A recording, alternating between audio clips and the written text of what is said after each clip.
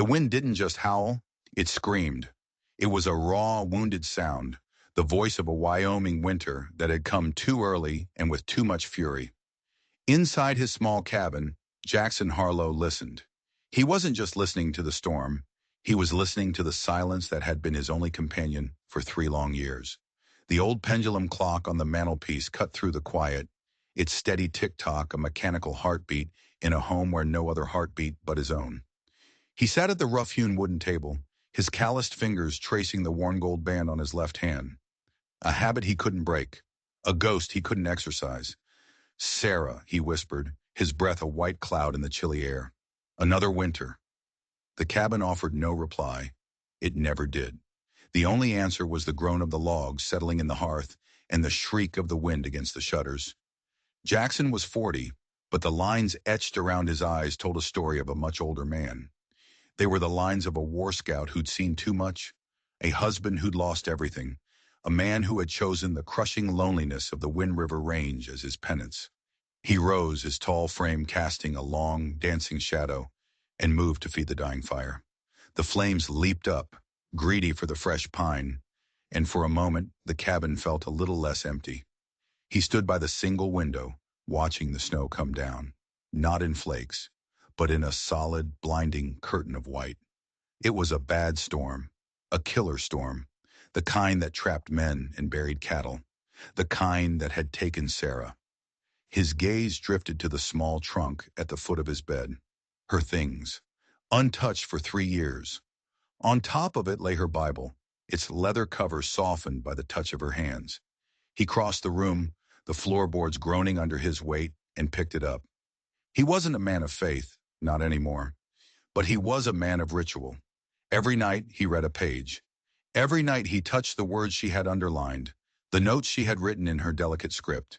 He let the book fall open to a familiar dog-eared page in Psalms, her favorite. "The Lord is close to the broken-hearted," she had underlined. Beside it she had written, "Even in our darkest hour." He closed his eyes, the memory of her voice reading those words a fresh ache in his chest. She had been his light, his anchor, and he had failed her. He moved to his small writing desk, pulled out a fresh sheet of paper, and dipped his pen in the inkwell. Another letter he would never send. Another confession to Reverend Elijah, the man who had married them, the man who had buried her. "Reverend," he wrote, his rough hands struggling for the grace her script had possessed. "The winters come early. I find I care less about making it through than I once did." He paused, the secret he'd carried for 20 years rising in his throat like bile. "I still haven't told you the truth about the war, about Sarah's brother, Thomas Conrad. He died by my hand, Reverend, not by some nameless Confederate bullet at Chancellorsville. It was me." The words stared back at him from the page, black and stark. He had never told Sarah. He had married her, loved her, held her as she died, all while carrying the secret that he had killed her beloved brother. This isolation wasn't penance. It wasn't nearly enough. He folded the letter, adding it to the thick stack in the drawer, a chronicle of his guilt. The wind rattled the shutters with a sudden, violent gust. He moved to secure them, his hand on the latch when he heard it. A sound that didn't belong to the storm. Faint but clear, a horse's terrified whinny. Then a splintering crash. And then, unmistakably, a human cry, ripped away by the wind. Jackson froze, every sense on high alert.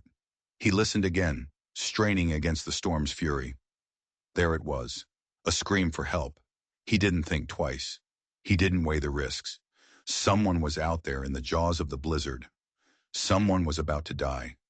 He grabbed his heavy sheepskin coat and his rifle, lit the storm lantern, and threw open the door. The cold was a physical blow, stealing his breath and stinging his eyes. The world was a swirling vortex of white. Holding the lantern high, its flame threatening to die at any second, he plunged into the maelstrom, following a sound that was already fading, a ghost on the edge of the screaming wind. He pushed forward, snow piling in deep drifts around his legs. The trail that wound down from the high pass was nearly invisible, but he knew every rock, every tree. The wind tore at him, trying to turn him back, trying to extinguish his small light. He shielded the lantern with his body and kept moving, shouting into the gale. "Hello? Anyone there?" His voice was a pathetic whisper, swallowed by the storm. He had gone maybe a quarter mile, his beard already caked with ice when the lantern light fell upon it. An overturned wagon, half buried in a snowdrift, one of its wheels spinning slowly, uselessly. A horse lay nearby, its leg twisted at a sickening angle, its dark eyes wide with a terror that would never end. It was already dead, frozen solid. "Hello!" Jackson shouted again, his voice raw. For a moment there was nothing, just the howl of the wind and the creak of the broken wagon.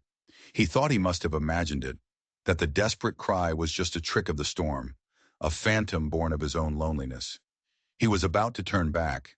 Then he heard it, a weak, desperate sound from the base of a towering pine tree. "Help! Please!" He followed the voice, his boots sinking deep into the snow. And then he saw her. She was huddled against the trunk, a dark shape nearly swallowed by the swirling white. A young woman, her cloak soaked through, her dark hair plastered to a face that was as pale as the snow around her. But it wasn't her that seized his attention.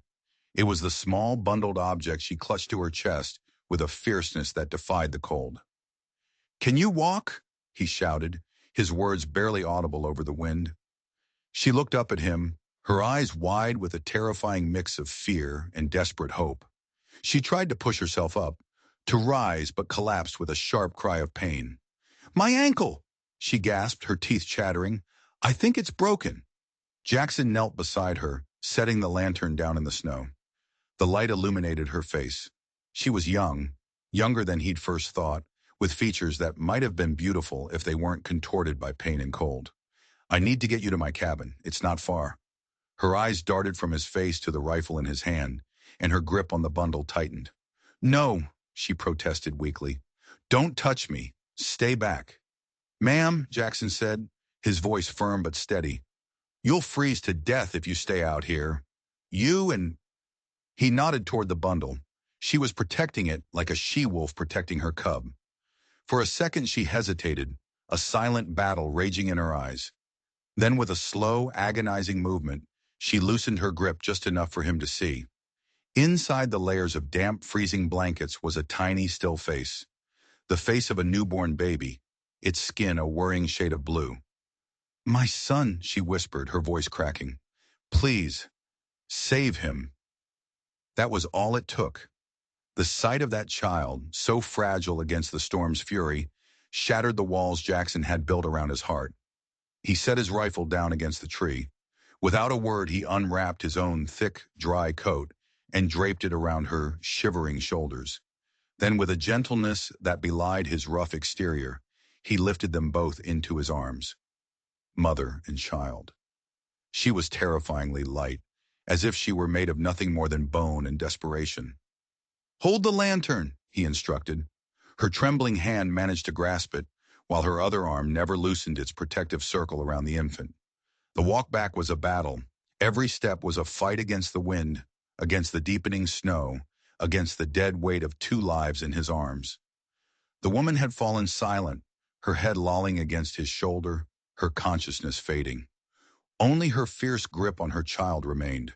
Jackson's muscles screamed, his lungs burned, and ice clung to his beard like a second skin. He kicked the cabin door open and stumbled inside, the sudden warmth and quiet a shock to his system. He laid the woman gently on his bed, then moved to the hearth, piling logs onto the embers until the fire roared back to life, casting a warm, golden glow across the room. Only then did he turn back to his unexpected guess. The woman was shivering violently, her lips blue. The child had not stirred, had not made a single sound. It was a terrifying, unnatural stillness. Jackson moved fast. He pulled dry wool blankets from Sarah's trunk. With hands that were surprisingly deft, he checked the infant first. A boy, tiny and cold, but a shallow, fluttering breath confirmed he was still alive. "We need to warm him slowly," Jackson murmured, though he wasn't sure the mother could hear him. He wrapped the baby in the softest blanket and laid him on a pillow near the fire, but not too close. Next, he turned to the mother. Her clothes were soaked through, clinging to her like a shroud of ice. He knew she would die if he didn't get them off her. He hesitated for only a second. "Ma'am," he said loudly, close to her ear, "I need to get these wet clothes off you, or you'll die of the cold." Her eyes fluttered open. Confusion warred with fear as she took in the strange room, the roaring fire, his weathered face. "My baby," she gasped, trying to sit up. "He's by the fire. He's warming," Jackson assured her, pointing with his chin. "But you need dry clothes. I'll get you some of mine. Can you change yourself?" She looked at him, suspicion etched on her face. Then her gaze drifted to her son, lying so still by the fire, then back to him. Finally, she gave a weak, almost imperceptible nod. Jackson turned his back, giving her what privacy he could. He pulled one of his own flannel shirts and a pair of thick wool socks from a drawer. "These will be too big, but they're dry and warm," he said, handing them to her without looking. "I'll tend to your boy while you change." He knelt by the infant, his heart a tight knot in his chest. The baby was beginning to pink up, a good sign, but he remained eerily quiet. Jackson gently unwrapped the blanket to check him more thoroughly. He was thin, far too thin for a newborn. No obvious injuries, but a deep, worrying cold seemed to radiate from his tiny body. As he rewrapped the child, the baby's eyes suddenly opened. They were a startling, piercing blue, and they fixed on Jackson's face with an unnerving intensity. In that moment, something deep inside Jackson's chest twisted, a forgotten hinge groaning open. Is he alive?" The woman's voice came from behind him, thin and frayed with terror. Jackson turned. She was standing unsteadily, swamped in his shirt that hung nearly to her knees. Her dark hair fell in damp waves around a face that was all sharp angles and wide, haunted eyes. Eyes the same impossible blue as her son's. "He's alive," Jackson confirmed, his voice rough. He lifted the small bundle carefully. "But he needs to be fed. Can you?" She nodded, limping forward to take her child. As she settled into the chair closest to the fire, Jackson's eyes fell to her bare leg. He saw her wince as she put weight on it. "Your ankle. Let me see it." She hesitated, then extended her foot. He knelt and gently examined it. It was swollen and already turning a dark purple. "Sprained. Not broken, I think," he said, his touch surprisingly gentle. "I'll wrap it for you after you've tended to the boy." As she unbuttoned the shirt to nurse the infant, Jackson turned away, moving to the stove to heat water for tea. It was an act of courtesy, but also of self-preservation. The sight of a mother nursing her child in his home, in Sarah's chair, was a wound he wasn't ready to touch. He could feel her eyes on his back, watchful and wary. "My name is Jackson Harlow," he said, breaking the silence. A long pause followed. He heard the soft sounds of the baby nursing, the crackle of the fire. Finally she answered, her voice low and hesitant. "Grace," she said. "Grace Sullivan. And this is Thomas." Jackson's hand froze on the kettle. Thomas. The name hit him like a physical blow. Thomas. The name of Sarah's brother. The name of the boy he had shot and killed on a dark night in Virginia 20 years ago. The ghost that haunted every waking moment. He turned slowly, his face a mask of stone, and looked at the woman and her child. The storm had not just brought strangers to his door. It had brought his past, and he had a terrible feeling it was here to collect a debt he thought he would have a lifetime to pay. Jackson stared at the woman, Grace, as she cradled her son. The name Thomas echoed in the small cabin, a phantom sound only he could hear. It was a coincidence. It had to be. A common name. But in the desolate landscape of his grief, there were no coincidences, only signs and omens. And this felt like a particularly cruel one. He forced himself to move, to pour the hot water into 2 mugs. He set one on the small table beside her. She looked up, her blue eyes filled with a weariness that went bone deep, but also a flicker of suspicion. He was a stranger, a rough mountain man with a rifle and a haunted look in his eyes. She had no reason to trust him. He sat across from her, by the fire, nursing his own mug. The silence stretched, filled only by the storm and the baby's soft sounds. He watched her, trying to piece together her story, the fine quality of her soaked cloak, now steaming by the fire, the delicate features, the soft, uncalloused hands. They spoke of a life far removed from the hardships of the frontier. She was no farmer's wife. "Where were you headed?" he asked, his voice low and even. She flinched slightly at the direct question, pulling the baby closer. "Oregon," she said after a moment. "I was with a wagon train. We got separated in the last town. I hired a driver to help me catch up." She trailed off, gesturing vaguely toward the storm outside. But this, it was a plausible story, but Jackson didn't believe it. Not entirely. The fear in her eyes wasn't just from the storm. It was older, deeper. It was the fear of a hunted animal. And then there were the bruises he'd seen on her ankle as he examined it. Faint, yellowing marks that were not from the wagon crash. They were the distinctive, ugly shape of fingers that had gripped too hard, too often. He didn't press her. He knew what it was like to carry secrets. "There's no catching any wagon train now," he said, his tone practical. "The passes will be snowed in until spring." Her shoulders slumped. It was the posture of a person who had just lost their last sliver of hope. "I see." Jackson found himself saying words he never thought he would say again. "You can stay here until the storm passes, until you can figure things out." She looked up, her eyes wide with shock. "You don't even know me." "I know you have a child who needs a roof and a fire," he replied gruffly. "That's enough for now." He saw the conflict in her face, the desperate need for shelter warring with a deep-seated mistrust of strangers, of men. "Why?" she asked, her voice a near whisper. "Why would you help us?" He looked away from her, into the dancing flames. The answer was a truth he rarely spoke aloud. "Because 3 years ago, my wife and newborn son died in a snowstorm just like this one," he said, the words rough, torn from a place of permanent winter within him. "No one was there to help them. No one should freeze to death in these mountains if it can be prevented."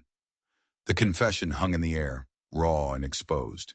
He felt her gaze on him, and when he finally looked back, the suspicion in her eyes had been replaced by a shared, silent understanding of loss. "I'm sorry," she said softly. He just nodded once, the gesture sharp and final.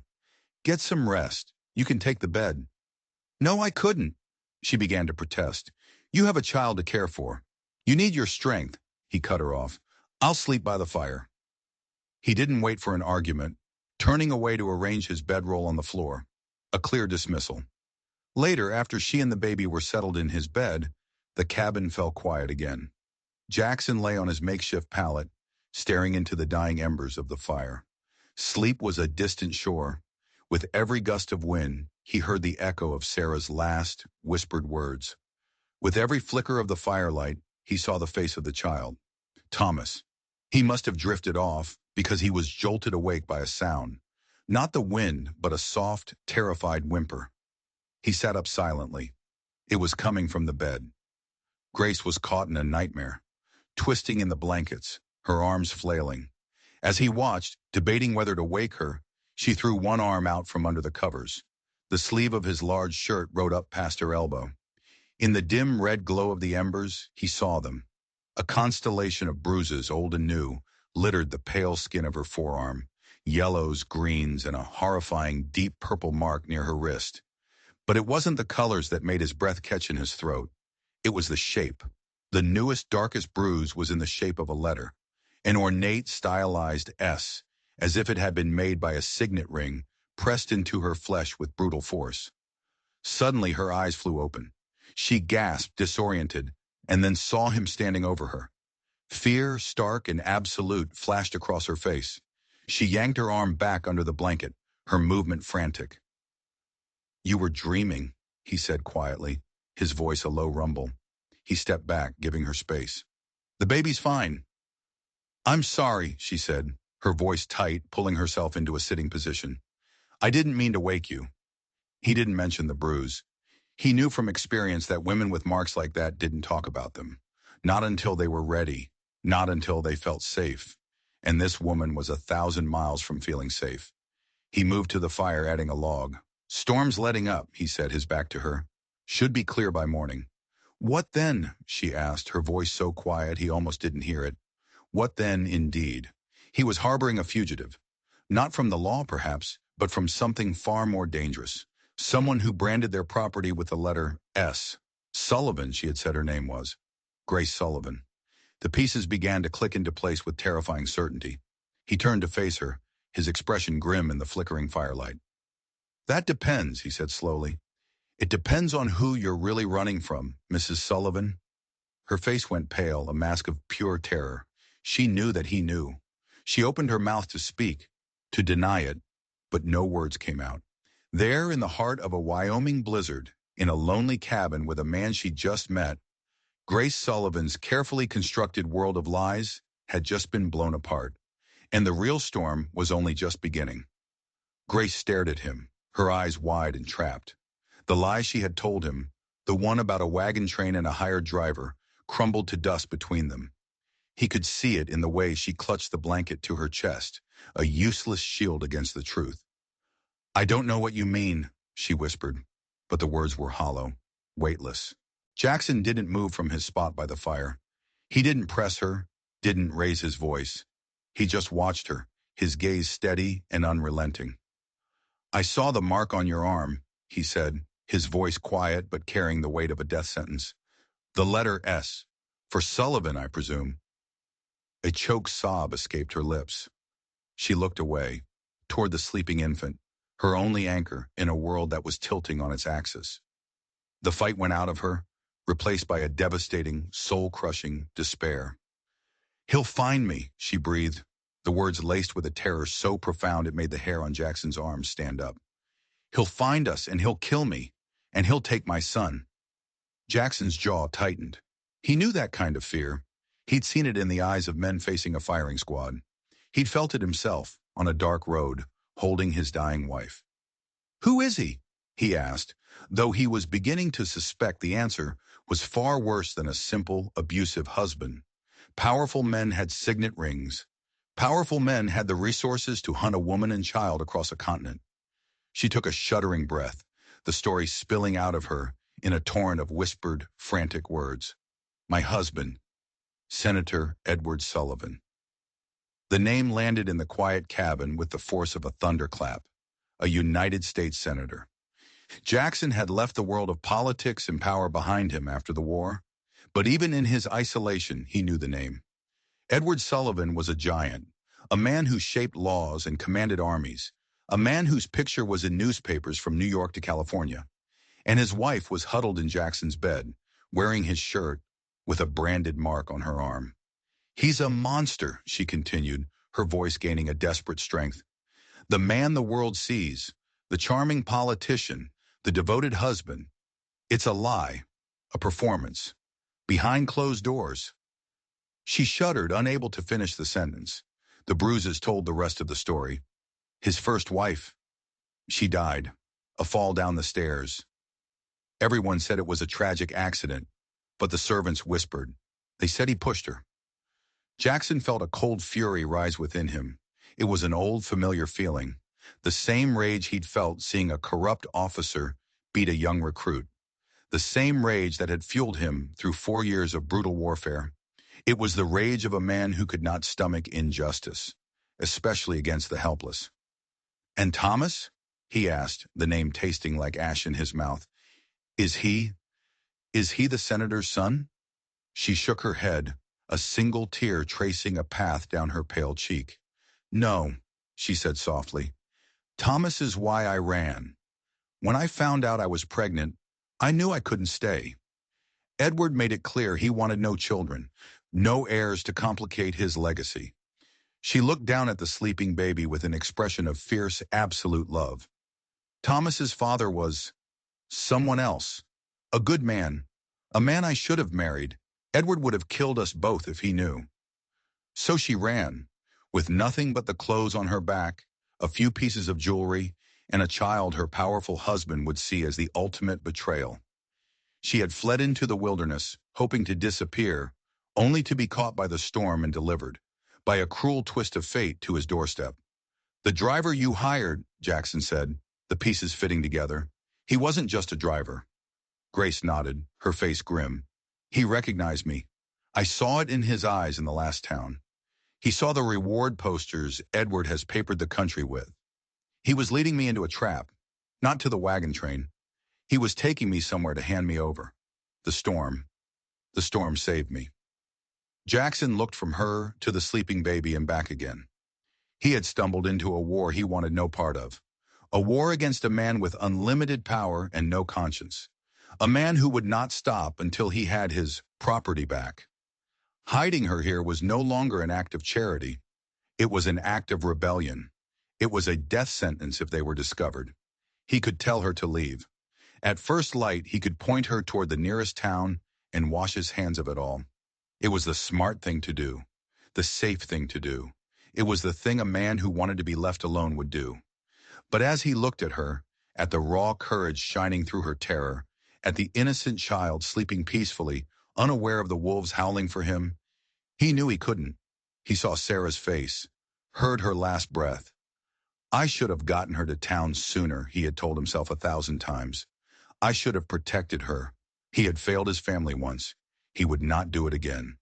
He's not going to find you, Jackson said, and the words were not a comfort, but a vow. Not here. I won't let him. Grace looked at him, her blue eyes searching his face, looking for the lie, for the catch. She found none. What she found was a resolve as hard and unyielding as the mountains outside.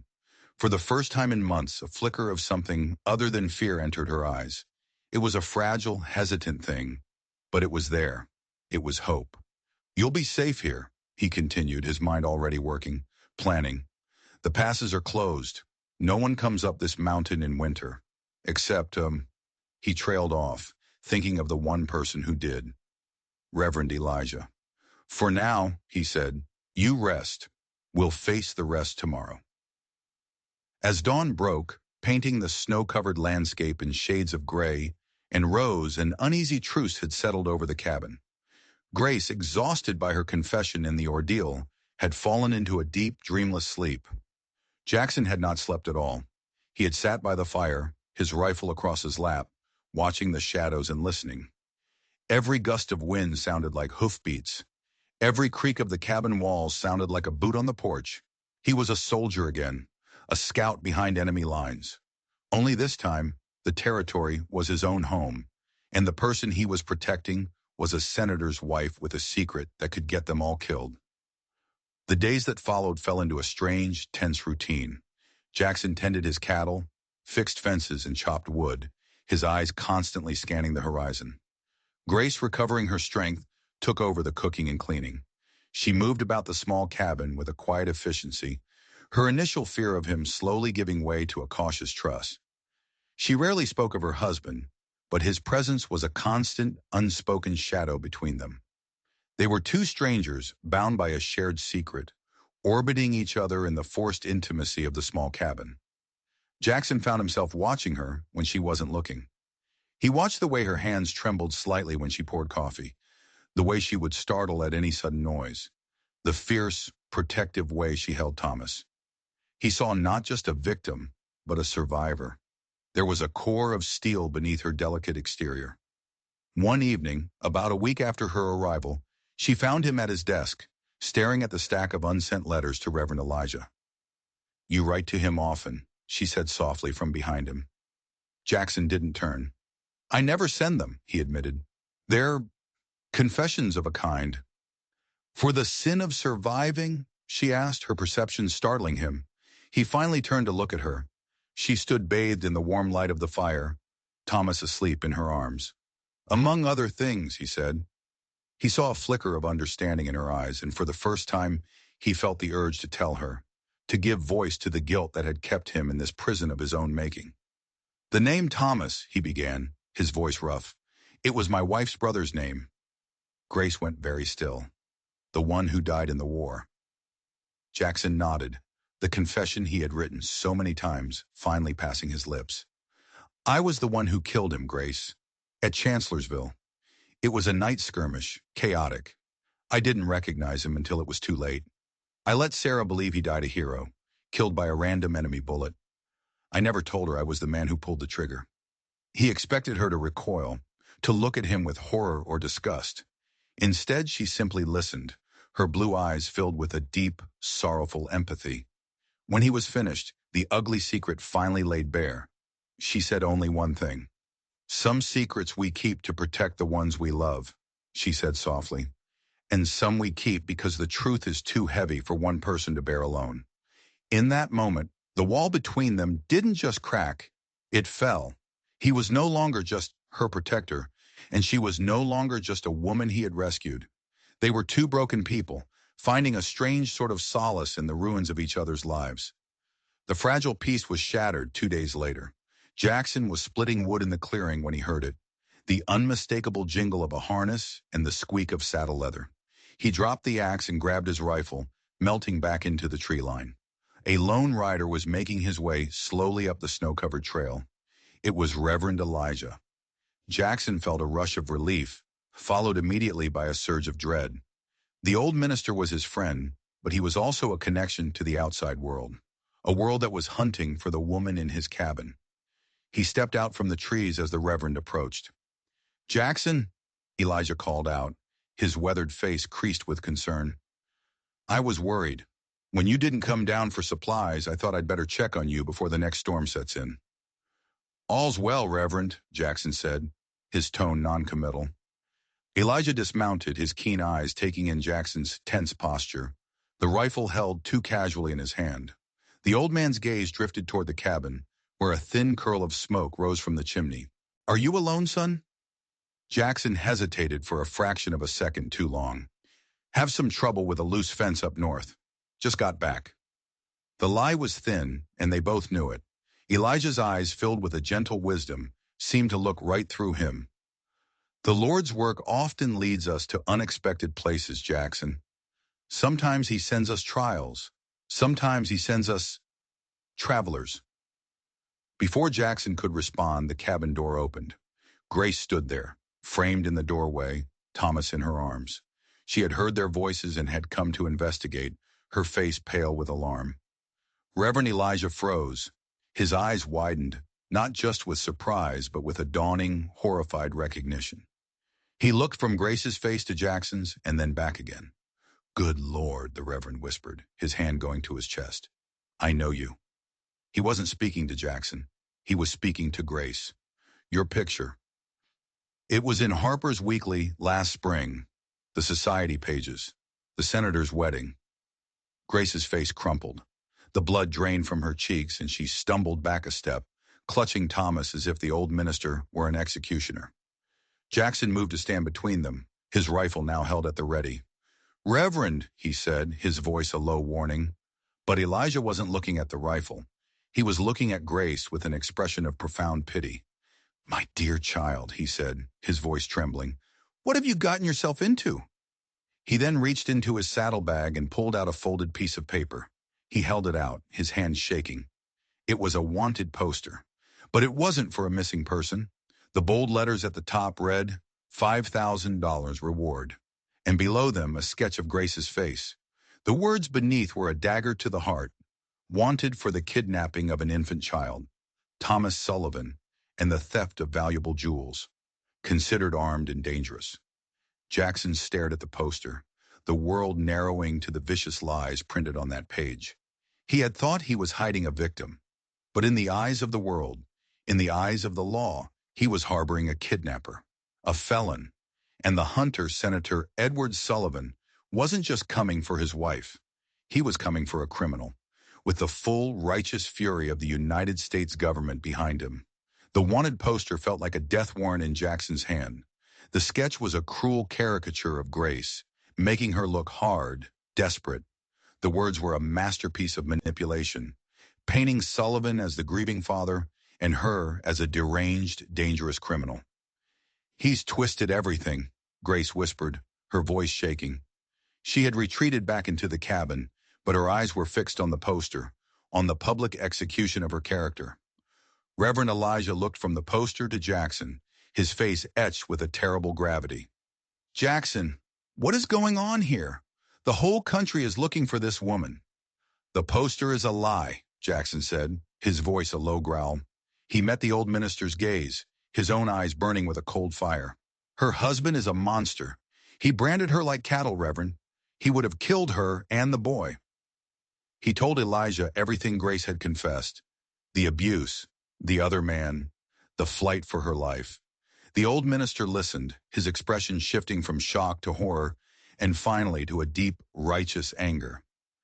I knew the senator had a reputation in Washington, he murmured, stroking his white beard. A temper, a darkness. But this is pure evil. He looked at Grace, who stood in the doorway, pale and trembling. My child, you have my word. Your secret is safe with me, and with God. He then turned his piercing gaze back to Jackson. But God's protection doesn't stop bullets, son. A federal warrant for kidnapping changes everything. Men will come looking, not just bounty hunters, but marshals, lawmen who won't ask questions. Let them come, Jackson said, the words torn from him, a declaration of war. They are already here, Elijah said, his voice grim. 3 men arrived in Laramie 2 days ago. Easterners, well-dressed, asking quiet questions. They're staying at the hotel, paying in gold coin for any rumor of a woman and child traveling alone. The blood ran cold in Jackson's veins. 3 men. They were close. So close. And the driver, Jackson asked, his mind racing. The one who abandoned her. Is he in town? Elijah nodded slowly. A man named Daniels. He rode in half-frozen, spinning a wild tale about being attacked by bandits who took his passengers. No one believed him, but with these new men in town offering rewards. The implication was clear. Daniels was a loose end, a man who could place Grace in this very area. The cabin, once a sanctuary, now felt like a trap. They were surrounded, a ring of unseen enemies, tightening around them. We need a plan, Jackson said, his scout's mind kicking into gear. We need to get them out of here. Go where, Jackson? Elijah asked, his tone heavy, with the impossibility of their situation. Every road will be watched. Every town will have that poster hanging in the post office. To run is to be seen. Then we don't run, Jackson said, an idea, desperate and dangerous, beginning to form. We hide. We make them think she's gone. That night, the 3 of them sat around the table, the wanted poster lying between them like a snake. They spoke in low voices, formulating a plan that felt more like a prayer. Elijah would return to Laramie and discreetly spread a rumor that he had seen a woman and child matching the description heading north toward the Montana Territory, a wilderness vast enough to swallow an army. It would, with any luck, send Sullivan's men on a wild goose chase. Meanwhile, Jackson and Grace would prepare. He would fortify the cabin, create hidden caches of supplies in the woods, map out escape routes. They would wait out the winter, hidden in plain sight, praying the snow in the mountains would be their allies. It's too much to ask of you, Grace said, her voice filled with guilt. You're risking everything for us. Jackson looked at her, at the strength that had returned to her eyes, at the fierce love with which she watched her sleeping son. I made a choice, he said simply. I'm not leaving you to the wolves. After Elijah departed, a new tension settled over the cabin. It was the tension of soldiers waiting for a battle. Every day Jackson worked, his movements precise and purposeful. He taught Grace how to shoot the rifle, her hands surprisingly steady, her aim true. He showed her the hidden paths through the mountains, the places to hide, the signs to watch for. She was a quick study, her mind sharp, her will unbreakable. As they worked together, the space between them shrank. They moved around each other with a new familiarity, their conversations no longer just about survival, but about their pasts, their lost dreams. He told her about Sarah, about the farm they had hoped to build. She told him about Michael, the music teacher, Thomas's father, who had been forced away by her family, but whose memory she cherished. He found himself looking forward to the evenings when the work was done, and they would sit by the fire, the baby asleep between them. In the warm, flickering light, she would sometimes sing softly, a lullaby from her childhood, her voice a sweet, clear melody that seemed to push back the darkness, both outside and within him. One night she looked up from her mending and found him staring at her. What is it? She asked, a faint blush on her cheeks. I was just thinking, he said, his voice rough. This cabin hasn't felt like a home in a long time. Not until you came. The admission hung in the air, simple and profound. She didn't answer, but her eyes, shining in the firelight, told him she felt it too. This small, besieged cabin had become more than a shelter. It had become a sanctuary, a home. Their fragile peace was shattered a week later. Jackson was on a high ridge, checking a trap line, when he saw them. 3 riders moving slowly along the valley floor, far below. They weren't cowboys.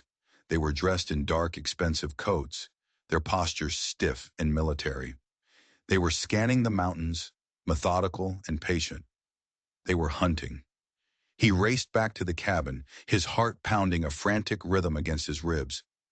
"They're here," he said, bursting through the door.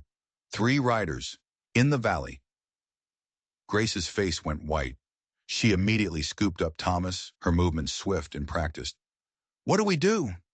"We stick to the plan," he said, grabbing his rifle and a pack of supplies he had prepared. "We disappear." He led her out the back, into the thick woods behind the cabin. He took them to a small hidden cave he had discovered years ago, its entrance concealed by a thicket of ancient pines.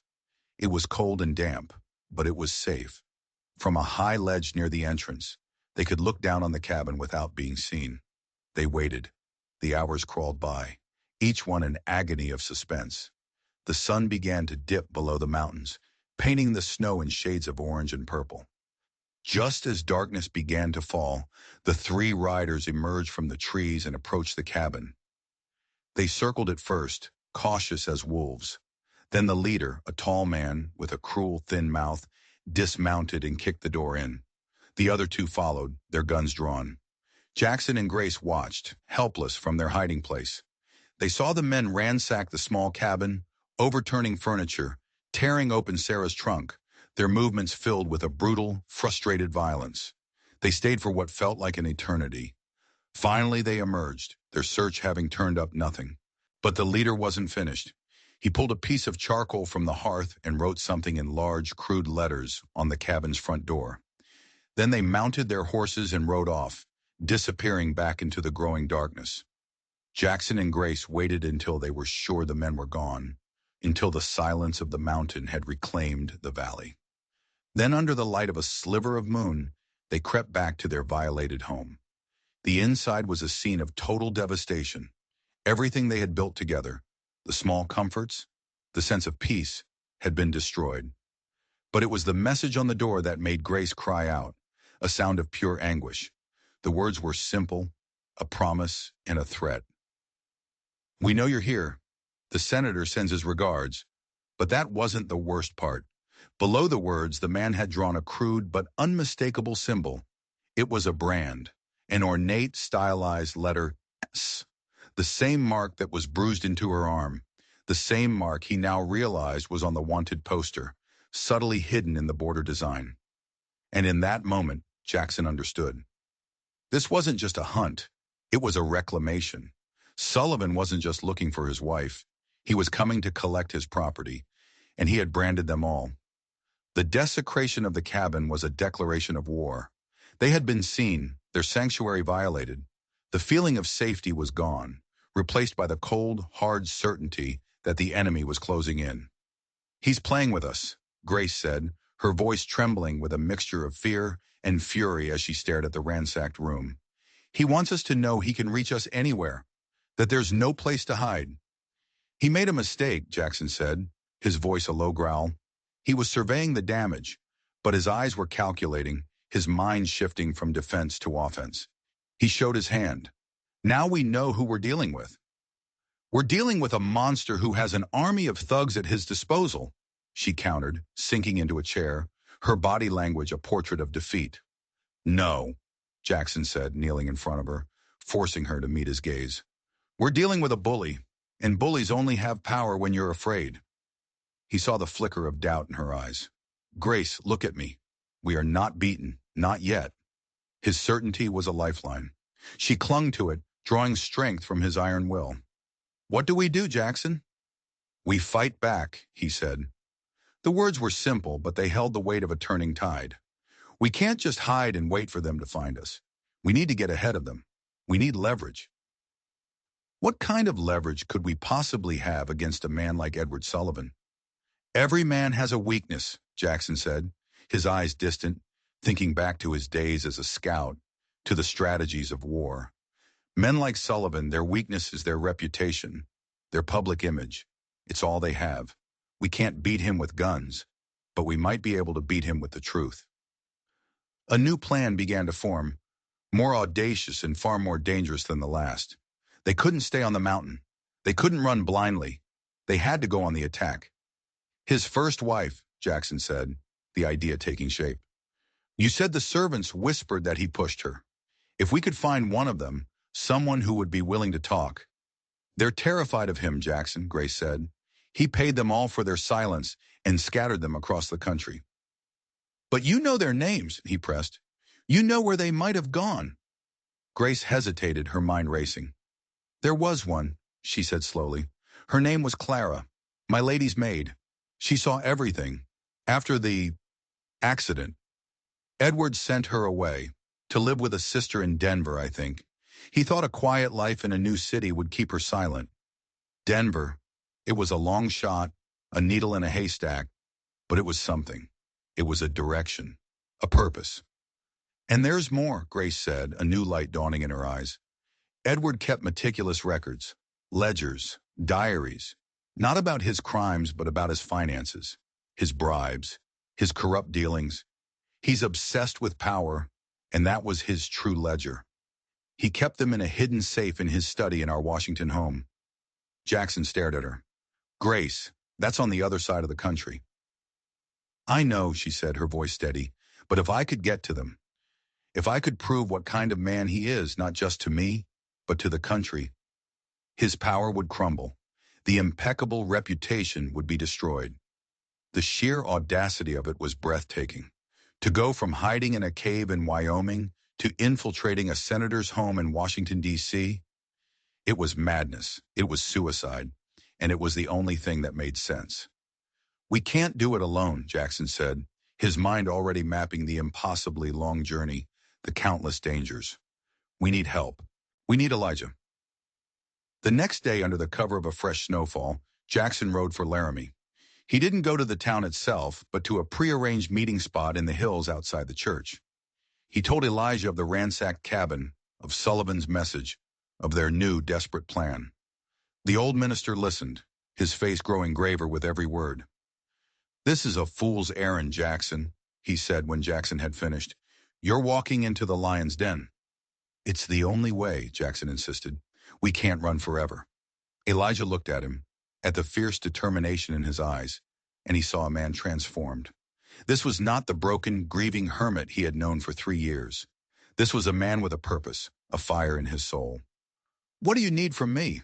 The Reverend asked, his voice heavy with resignation and pride. Money, Jackson said. Grace has some jewelry they didn't find. If you can sell it discreetly. We'll need funds for travel, for supplies, and information. We need you to be our eyes and ears in Laramie. We need to know what Sullivan's men are doing. Elijah nodded slowly. I will do what I can, but you must be careful. The man Daniels, the driver, was found dead this morning, behind the saloon. His throat was cut. Jackson's blood ran cold. Sullivan's men weren't just thugs. They were killers. They were cleaning up their loose ends. And that's not all, Elijah continued, his voice low. The telegraph brought news.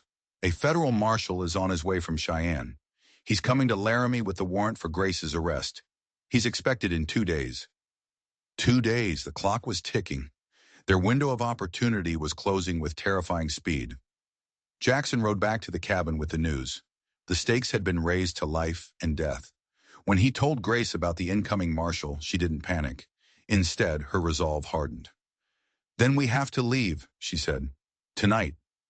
They worked in a frantic, focused silence. They packed what little they had left. Food, ammunition, warm clothes, the jewelry for Elijah. They would travel light and fast, sticking to the old trapping trails, avoiding roads and towns. First, they would head south toward Denver in search of the maid Clara. It was a desperate gamble, but it was their only one. As darkness fell, they stood in the doorway of the ruined cabin, ready to depart. The place had been a sanctuary, a tomb, and now a battlefield. Jackson looked at Grace, her face illuminated by the lantern light. her expression a mixture of fear and fierce determination. Thomas was bundled securely against her chest, sleeping soundly. "Are you ready for this?" he asked, his hand finding hers in the darkness. She squeezed his hand, her grip surprisingly strong. "I've been running for months, Jackson. For the first time, it feels like I'm running towards something. Not just away." He looked back at the cabin one last time. He thought of Sarah, of the quiet life they had planned. That life was gone, burned away like a forest in a fire. But sometimes from the ashes, something new can grow. He didn't know what lay ahead of them on the perilous road to Denver, but he knew one thing with absolute certainty. He was not the same man who had rescued a woman from a storm. The isolation, the grief, the guilt, it had all been a kind of sleep. And now finally, he was awake. They slipped away from the mountain under the cover of darkness, two fugitives and a baby against the world. They left the ransacked cabin behind, a monument to the life Jackson was leaving forever. Their journey was a desperate race against time, with a federal marshal closing in from one side and Sullivan's paid killers hunting them from the other. The journey south to Denver was a frozen hell.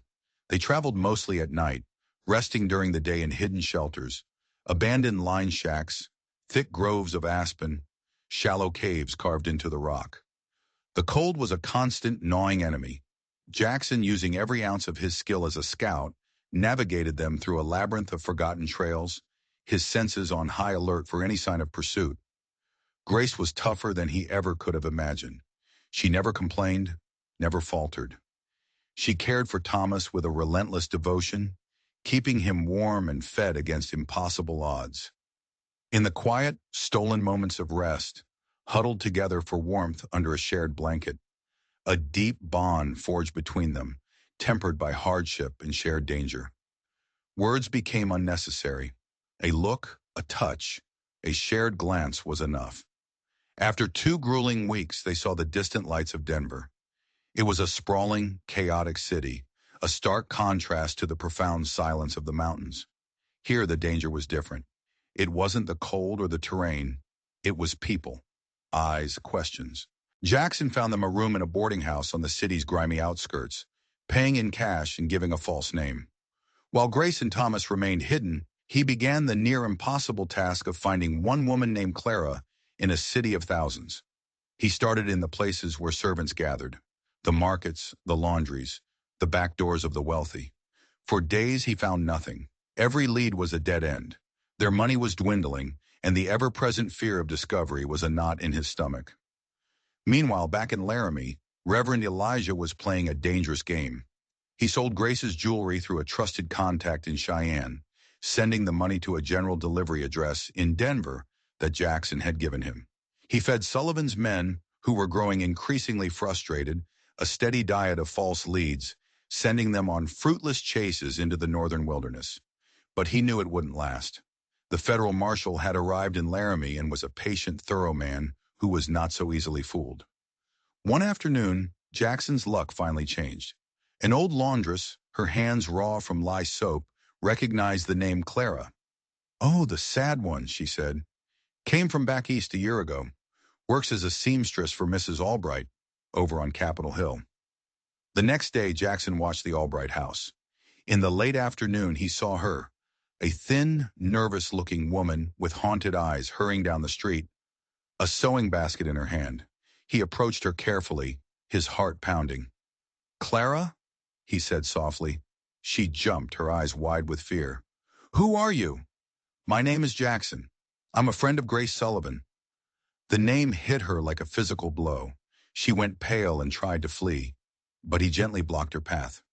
"Please," he said, his voice low and urgent. "She needs your help. She's fighting him." He took her to a quiet corner in a nearby park and told her everything. He told her about Grace's flight, about the baby, about their desperate plan to expose the senator. As he spoke, he saw the terror in Clara's eyes replaced by a flicker of an old buried anger. "He's a devil," she whispered, her hands twisting the handle of her basket. "What he did to the first Mrs. Sullivan, and then to Grace. He told me he'd kill me if I ever spoke a word." "He'll kill Grace if you don't," Jackson said simply. The words hung between them. He could see the war raging within her, the instinct for self-preservation versus the call of conscience. Finally, she took a deep, shuddering breath. "I can't testify in court," she said, her voice trembling. "He'd find me. But I will write it all down. Everything I saw, I will sign it in front of a notary. An affidavit. It's the most I can do." It was more than he had hoped for. That evening, in a dusty lawyer's office, Clara wrote out her statement, a damning, detailed account of Edward Sullivan's cruelty and the truth behind his first wife's accidental death. With the signed and sealed affidavit tucked safely in his coat, Jackson felt the first real surge of hope. It was a powerful weapon, but their time in Denver was up. A telegram from Elijah confirmed their worst fears. The federal marshal, a man named Dawson, had seen through the Reverend's ruse and was now convinced Grace had gone south. He was headed for Denver. And worse, Sullivan's men, led by the relentless Phelps, had also doubled back. They were all converging on the city. The trap was closing again. That night, Jackson, Grace, and Thomas slipped out of Denver on a westbound freight train, hidden in a stifling, rattling boxcar. Their next destination was a place Jackson knew from his past, a place he had hoped never to see again. Washington, D.C. They were no longer just running. They were taking the fight to the enemy's heartland. The journey east was a blur of smoke, steel, and constant fear. They traveled by freight train, by riverboat, by stagecoach, changing names and appearances at every stop. The money from Elijah was their lifeblood, buying them passage, food, and anonymity. Jackson's war-honed skills kept them one step ahead of their pursuers, but he knew Marshal Dawson and Phelps were never far behind. They arrived in Washington, D.C. in the dead of winter, a city of marble, power, and secrets. It was Sullivan's city, his fortress. Every street corner seemed to hold a threat, every passing face a potential enemy. They found a room in a tenement building, a world away from the stately mansions where men like Sullivan decided the fate of the nation. The plan was simple and insane. Grace, using her intimate knowledge of the house and the staff's routines, would sneak into her former home and retrieve the ledgers from the hidden safe. Jackson would act as lookout. The night they chose was the night of a major political gala at the house. Sullivan would be distracted, the staff overwhelmed. It was their best and only chance. Under the cover of a freezing rain, they made their way to the familiar, imposing mansion. Leaving Grace hidden in the shadows of the garden, Jackson, dressed in rough workman's clothes, disabled the gaslight at the rear of the property, creating a pocket of deep darkness. This was the signal. Grace, cloaked in black, slipped through a basement window she knew was rarely locked. The minutes stretched into an eternity. Jackson stood in the freezing rain, every nerve screaming. He could hear the faint sounds of music and laughter from the front of the house, a world away from their desperate mission. Every shadow seemed to hold a threat. Suddenly, a side door opened. It wasn't Grace. It was a man, one of the household staff, stepping out for a smoke. He saw Jackson lurking in the shadows. "Hey, what are you doing back here?" he called out, his voice sharp with suspicion. Jackson's heart stopped. He had been seen. The alarm would be raised in seconds. He had no choice. He moved fast, closing the distance between them, his hand clamping over the man's mouth before he could shout. A sharp, precise blow to the head, and the man slumped to the ground unconscious. Just then, the basement window opened again. Grace emerged, clutching a heavy leather satchel to her chest. Her face was pale, but her eyes were triumphant. "I have them," she whispered, but their victory was short-lived. The unconscious servant had been missed. A light appeared in a second-story window. A voice called out. They had to run. They fled through the dark, rain-soaked streets, the sounds of shouting behind them. They made it back to the tenement, their hearts pounding, soaked to the bone but clutching the evidence that could destroy Edward Sullivan. They didn't have time to celebrate. They knew the city would now be crawling with men looking for them. They had to get the ledgers into the right hands and fast. The next morning, Jackson, armed with Clara's affidavit and one of Sullivan's incriminating ledgers, went to the one place he thought they might find an ally, the offices of the Washington Chronicle, a newspaper known for its fearless investigative journalism.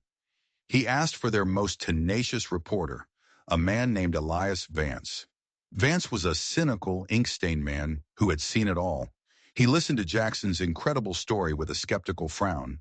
But when Jackson laid the affidavit and the ledger on his desk, the reporter's eyes lit up with a predatory gleam. He recognized the story of a lifetime. "If this is true," Vance said, his voice hushed with excitement, "it's not just a scandal.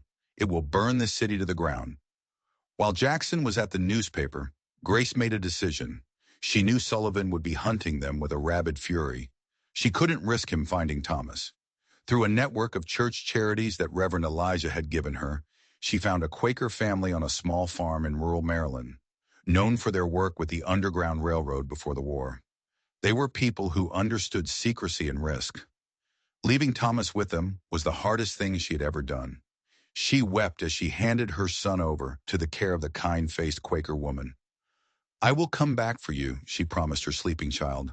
"I am doing this so you can be free." When Jackson returned, he found her sitting alone in the dark, empty room. "He's safe," she said, her voice hollow. "Now we can finish this." That night, their luck ran out.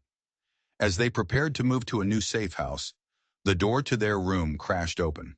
Two men stood there, guns drawn. But it wasn't Phelps and his thugs. It was a grim-faced man with a silver star on his chest. "Grace Sullivan," Federal Marshal Dawson said, his voice devoid of emotion. "You're under arrest." Behind him stood the man who had tracked them across a continent, Richard Phelps, his thin mouth twisted into a triumphant smirk. He had finally caught his prey. The arrest was the final, brutal checkmate in Sullivan's game, or so it seemed. Grace was taken to a federal holding cell, charged with kidnapping and theft. Phelps and his men celebrated, believing they had won. Marshal Dawson, a man bound by duty, had done his job. The Washington Chronicle, wary of the senator's power, was hesitating, fact-checking every detail before publishing. Time was running out. Jackson, now a fugitive himself for aiding and abetting, was forced back into the shadows. But he was not defeated. He had one last desperate card to play. He knew that the system, the courts, the law, was rigged in Sullivan's favor. He couldn't fight Sullivan in his world. He had to drag the senator into his, a world of shadows, strategy, and brute force. He sent a message to the reporter, Elias Vance. It was a single line. "The senator has a secret. Ask him about Chancellorsville." It was a shot in the dark, a whisper of a forgotten war. But Jackson knew that men like Sullivan, men obsessed with their image, were terrified of any blemish on their past. The reporter, intrigued, did just that. At a press conference, Vance asked the senator about his war record. Sullivan, who had built a political career on his supposed heroism at Chancellorsville, launched into a well-rehearsed tale of bravery. But Vance, prompted by Jackson's note, asked a specific, pointed question about a night skirmish near a place called the Wilderness Tavern, a skirmish that never appeared in the official records. The senator froze. For a fraction of a second, his mask of confident charm slipped, revealing a flicker of pure panic. It was all the confirmation Vance needed. He started digging. Meanwhile, Jackson began his own war. He used his scouting skills to track Phelps and his men. He learned their routines, their habits. He became a ghost, a whisper in the back alleys of Washington. One by one, he isolated them. He didn't kill them. He dismantled them. He ambushed one in a dark alley, disarming him and leaving him bound and gagged with a note pinned to his chest. "Leave town." He used a simple tripwire to send another crashing through a tavern window, causing a chaotic brawl that ended with the man's arrest by the local police. He was sowing chaos, turning their own tactics of intimidation against them. Phelps, the leader, was the last one left. He was smart, and he was getting nervous. Jackson knew he had to draw him out. Using a contact from the Quaker family, he sent a false message to Phelps, a whisper that Grace Sullivan had escaped and was meeting a contact at the old Potomac freight yards that night. It was a trap. Phelps arrived at the deserted freight yards, his gun drawn, his eyes scanning the shadows. He was expecting Grace. Instead, he found Jackson, standing silhouetted against the moonlit river, his rifle held steady. "Harlow," Phelps snarled, "I should have known." "It's over, Phelps," Jackson said, his voice as cold as the winter air. "Your men are gone. Your hunt is over." "You think you've won?" Phelps laughed, a harsh, ugly sound. "My employer owns this city. He'll crush you. He'll crush the woman. He'll take his son and erase you both from existence." "He'll have to find us first," Jackson said. Phelps raised his gun, but Jackson was faster. He didn't fire his rifle. He fired the small pistol he had concealed in his coat. The shot wasn't aimed to kill, but to cripple. The bullet tore through Phelps's shoulder, sending his gun clattering to the cobblestones. He screamed, clutching his arm, his arrogance dissolving into shock and pain. Jackson walked over to the writhing man. "Tell the senator that Jackson Harlow sends his regards," he said, his voice a low growl. "And tell him that if he ever wants to see his precious ledgers again, he will drop all charges against Grace Sullivan and let her go. He has 24 hours." He left Phelps bleeding in the dirt and disappeared into the night. The next morning, two things happened simultaneously. The Washington Chronicle, having uncovered military records that proved Senator Sullivan had bought a deferment and never served a day at Chancellorsville, published a front-page expose. His entire political career, built on a lie of military valor, was instantly incinerated. At the same time, a terrified and humbled Richard Phelps delivered Jackson's message to the senator. Sullivan, his reputation in ruins, his enforcers defeated, saw the walls closing in. The ledgers were the final nail in his coffin. Their release would mean not just political ruin, but criminal charges and a lifetime in prison. He had no choice. That afternoon, all charges against Grace Sullivan were mysteriously dropped, citing a misunderstanding. She was released from her cell, a free woman. Jackson was waiting for her outside, in the shadow of the very courthouse that was meant to be her doom. They didn't speak. They didn't need to. He took her hand, and together they walked away from the city of lies, toward the quiet country road that would lead them to her son. They found Thomas safe and sound on the Quaker farm in Maryland. As Grace held her child, her face streamed with tears of relief and joy, Jackson watched them, a feeling of profound peace settling over him. The war was over, his own and theirs. They didn't go back to Wyoming. There was nothing for them there but ghosts. With the money left from the jewelry, they bought a small plot of land in the rolling hills of Pennsylvania, a place of green fields and quiet streams. It was a place to build, not to hide. Jackson Harlow, the man who had sought penance in solitude, found his redemption not in being alone, but in building a family. He, Grace, and young Thomas started a new life. A life defined not by the shadows of the past, but by the promise of a future they had fought for and won together. He had gone into the storm to save a stranger, and in the end, he had saved himself. If you enjoyed this story of survival, courage, and second chances, make sure you hit that subscribe button and turn on notifications. You won't want to miss what's coming next.